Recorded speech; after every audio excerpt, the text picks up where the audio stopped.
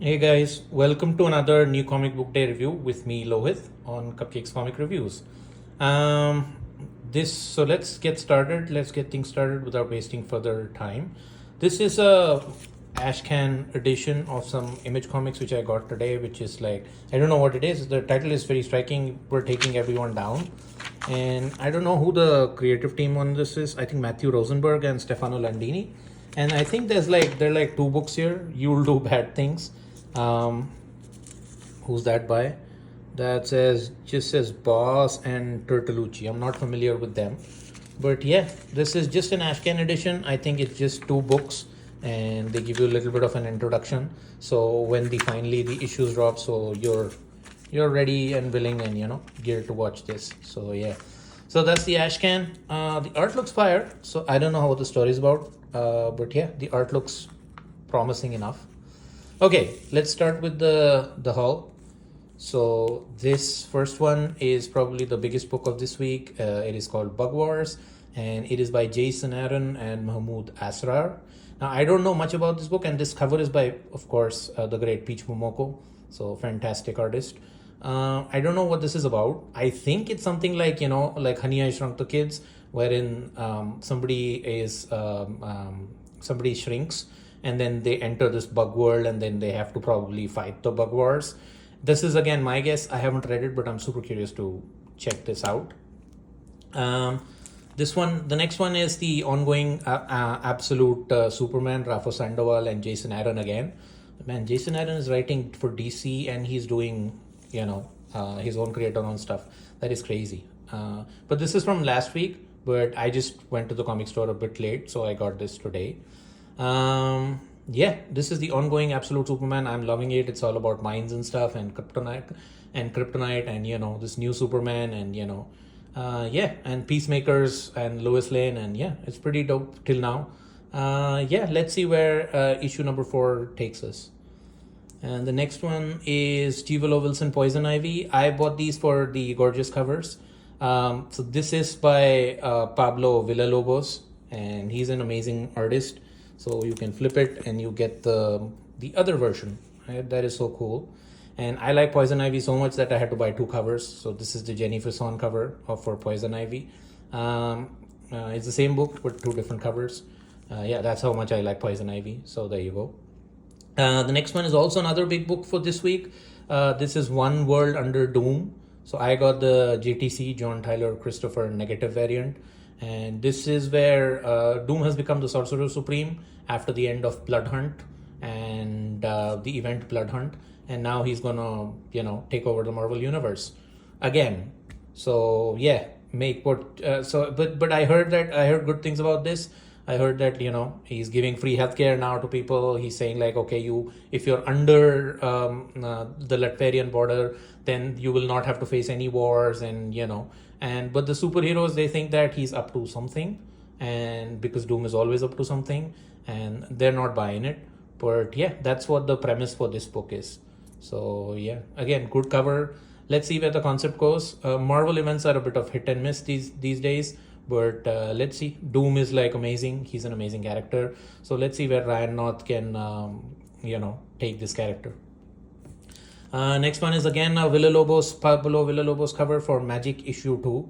I mean, the art is so freaking gorgeous in this, like, I just had to have it. Magic and X-23 are my favorite mutants.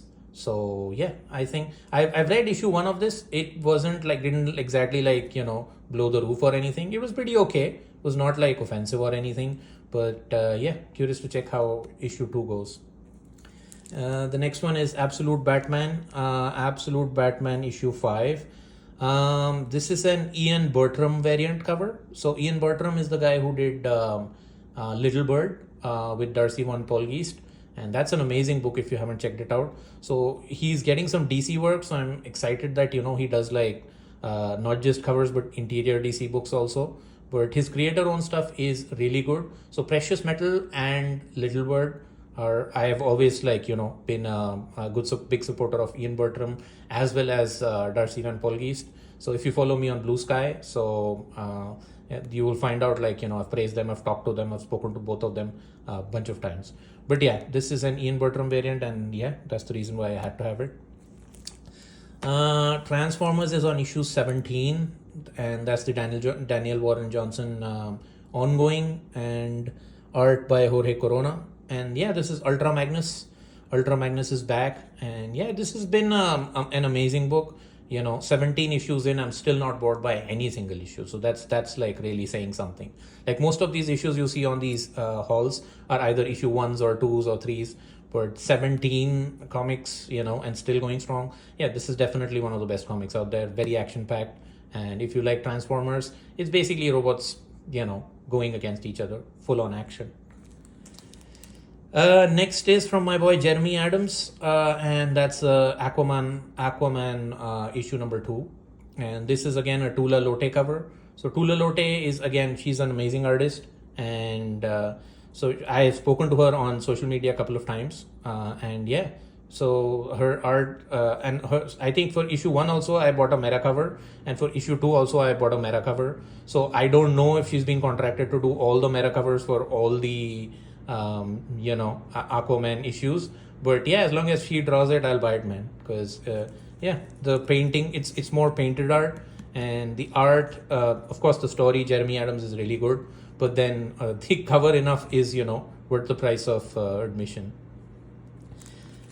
And last but not the least, we've got the J. Farber variant of Heatseeker Combustion. Yes, it's a spicy cover, but what this guy Charles Ardai has been able to do with Gun Honey is like create like a neo-noir kind of a pulpish a story, featuring the character of Gun Honey. And then also this one is basically a spin-off of that, featuring another character, and the Heatseeker series. And these covers remind me of James Hadley Chase novels or books, which my dad used to read like long time ago. So he had these issues from the 80s and the 70s. So James Hadley Chase was also one of these like pulpish neo-noir 1960s kind of writer, and it's basically about these that laid-back detective and femme fatales trying to chase him trying to get in touch with trying to investigate something and going against mobsters and stuff. So your typical noirish type stories.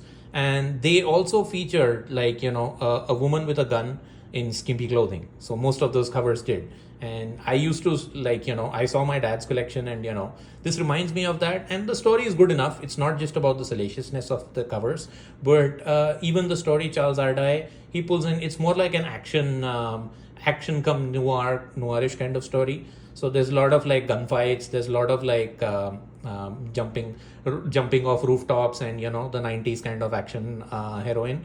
And yeah, she's a femme fatale, and she's supposed to be, she procures weapons for people and procures new identities for people. So it's one of those, and she's being hunted, and somebody at this organization is trying to hunt her, and she's trying to survive.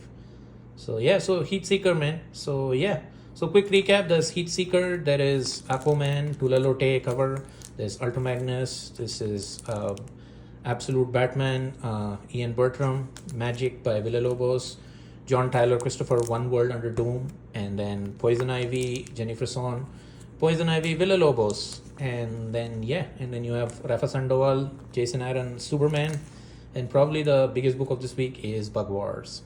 All right, thank you for joining. Please hit that like button, and if you have some comments or any questions about any of these books, please drop in a comment, and I'll be sure to answer that.